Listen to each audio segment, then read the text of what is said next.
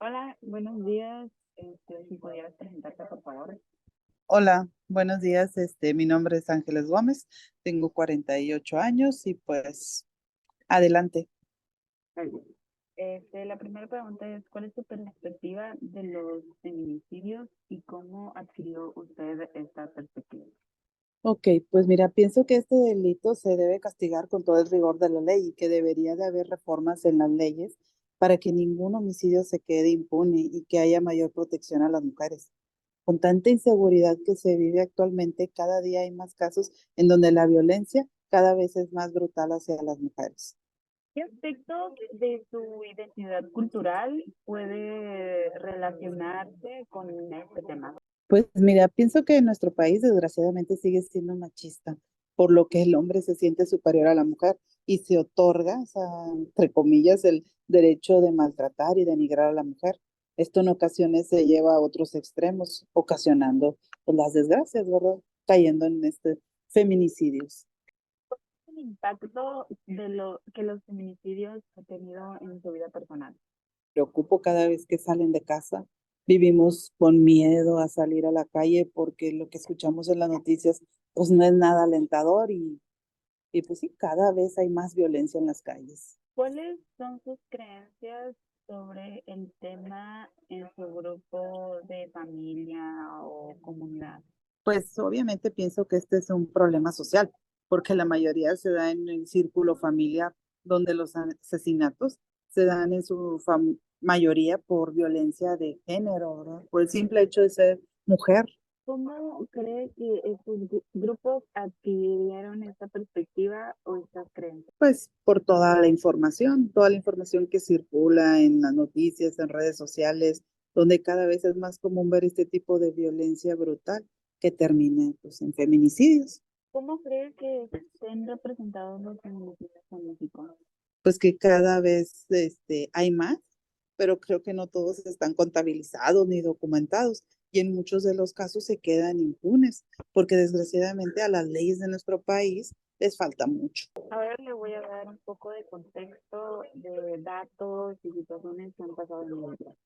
Desde enero de 2023, un total de 426 asesinatos de mujeres son investigados como feminicidios, de acuerdo al Sistema Nacional de Seguridad Pública. Sin embargo, las organizaciones de la sociedad civil consideran que esta cifra podría ser solo la punta del iceberg de una crisis de violencia aún mayor. Los estados con más feminicidios son el Estado de México, que encabeza la estadística, con 25 casos, Oaxaca con 20, Veracruz con 19, Nuevo León con 15, Ciudad de México con 14, Chiapas y Chihuahua con 10. Todo esto en este año. Datos de encuestas nacionales han revelado que el 70.1% de las mujeres han experimentado algún tipo de violencia en su vida y el 39.9% de esta violencia proviene de una pareja. En general, ¿cómo se siente usted al respecto de estos datos y de que somos el cuarto estado con más casos en este año? Pues pésimo, ya que no es nada para sentirse orgulloso.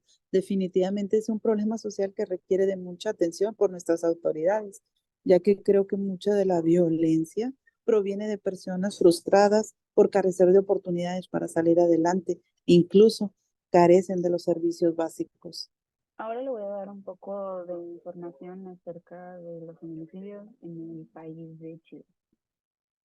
El feminicidio en Chile se reconoció por primera vez como delito en el Código Penal chileno en el 2010.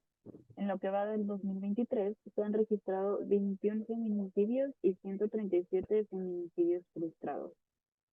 Según el Servicio Nacional de la Mujer y Equidad de Género, el 38% de las mujeres del país entre 15 y 65 años señala haber sufrido algún tipo de violencia en algún momento de su vida. El sistema legal en Chile ha evolucionado para abordar la cuestión de los feminicidios y la violencia de género. Se han introducido leyes y medidas para proteger a las mujeres y sancionar a quienes perpetren estos crímenes. ¿Qué significa para usted esta situación que está ocurriendo en Chile? Pues sinceramente la tasa de feminicidios es muy baja. Seguramente el gobierno con sus medidas y políticas están haciéndolo bien las cosas para evitar en lo posible estos crímenes. Nuestro país debería de tomarlos como ejemplo y copiar lo, en lo posible las cosas que están haciendo bien, ¿no? Para poder replicarlas a nuestro país y que los índices de feminicidios bajen.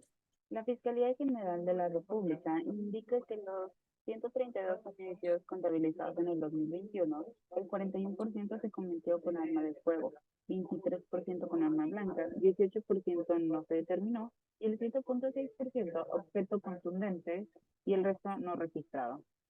Los indicadores de la violencia privada van en alta. Por ejemplo, en 2022 hubo 8 feminicidios cometidos por la pareja o expareja en el periodo de enero a agosto. En ese 2023, en el mismo periodo, van 14. La ley salvadoreña sanciona con penas de 20 a 35 años de prisión y era perseguible penalmente siempre que no hubieran transcurrido 15 años desde los hechos. Pero ahora acaban de aceptar una nueva ley y ya no importa cuánto tiempo haya pasado. ¿Cómo se siente usted ahora al tener esas tres perspectivas diferentes de los feminicidios? Pues que definitivamente a las leyes de nuestro país, insisto, les hace falta muchas modificaciones para proteger a las mujeres y que de este tipo de crímenes, para que vayan en descenso y tratar de erradicarlos en lo más posible, ¿verdad? Que la violencia, o sea, de género disminuya y que ya no nos ocasione tantas pérdidas humanas. Muchas gracias. Bye. Gracias a ti. Hasta luego. Bye. Hello, good morning. How are you? Please present yourself. Hi, my name is Aline Esquifino and I'm from Chile. What is your perspective on femicides and how did you gain this perspective? Nowadays, the word femicides, it's been unfortunately really present in my life. What I know about this topic is that it's something common. Some people unfortunately doesn't take the topic seriously, and thanks to that lack of preoccupation from the people, provoke that the government feel less pressure and don't take the necessary action to help during the investigations of the femicides. What aspects of your cultural identity can you relate to this topic? In Chile, the femicides are a new topic because the recognition of it as a crime is new. And I feel like because of that, when they talked about it in the news, it was considered a crime, but they didn't use the right terminology. So, in a certain way, they took away the importance that this topic has. Because of that, people didn't know the meaning behind the word femicide and what characteristics were involved in a crime to be considered a femicide. So, because of the lack of information, people became ignorant about this topic. What is the impact of femicides on your personal life? I feel like it is an acquired fear to know that these things can happen. It's really disruptive as it is a delicate topic. Sometimes it's hard for me to listen to the details about how it happened because it is impossible for me to understand how can people be able to do these horrendous things and that they don't even receive the punishment that they deserve. What are the beliefs on the topic on your per group, family, and community? In my family, it's a topic that if we're watching the news and there's a news about this, we will probably debate the terrible management of the investigation. So overall, we have a similar opinions about how terrible management of the government affect terribly the increase of these crimes. And how do you think these groups acquired this perspective or beliefs? Probably thanks to the information that they can find through the internet and how they are able to compare how when they were younger these topics were unknown. So it's much more impressive for them to find a new word to describe this crime. And also, it probably affected the perception that they might have had before, thinking that it was just a murder, but not a femicide, because in those times the term didn't exist.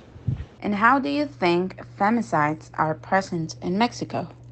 I think that compared to Chile, here in Mexico is much more common to see news about femicides.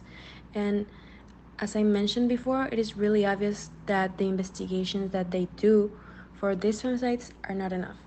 We've seen many cases in which even when they check the crime scene 2 to 3 times, they're not able to find evidence because they are not careful enough to protect it and work fast to make the investigation much more efficient.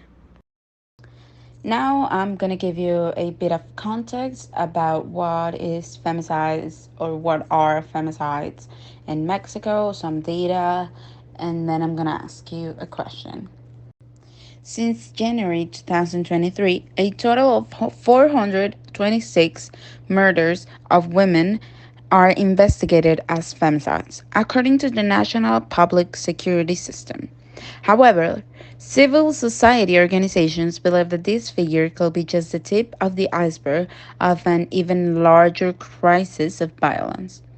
The states with most femicides are Estado de Mexico leads the statistics with 25 cases, Oaxaca with 20, Veracruz with 13, Nuevo León with 15, Mexico City with 14, and Chiapas and Chihuahua with 10. National survey data has revealed that 70.1% of women have experienced some type of violence in their lifetime, and 39.9% of that violence comes from an intimate partner. In general, how do you feel about the data and that we are the fourth state with the most cases this year? I feel really worried because of the increase of violence towards women and the fact that we're part of the top 5. It makes it much more important to talk about these topics and to improve the prevention of femicides. Now I'm going to give you a bit of context about femicides in Chile. I know that probably you know more, but this is what I found. Feel free to add something if you want. Femicides in Chile are recognized for the first time as a crime in the Chilean Penal Code in 2010.